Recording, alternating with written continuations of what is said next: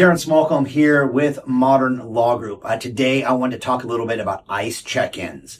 That's one of the main issues facing our clients today is that they're called in to ICE to check in. And what happens quite often is that when you check in, you're detained.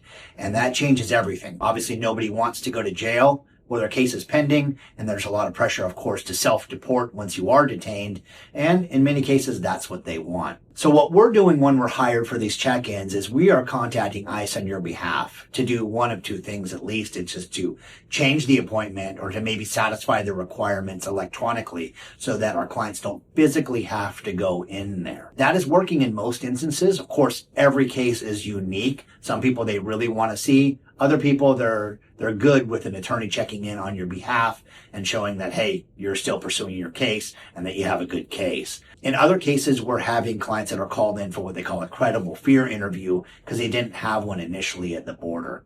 And so in those cases, what we're doing is we're preparing our clients for those interviews. We're contacting ICE with representation forms to say, hey, this is our client. We want to be on the line when you're doing this interview. They're intending to pursue their case, and they've already filed paperwork to do so.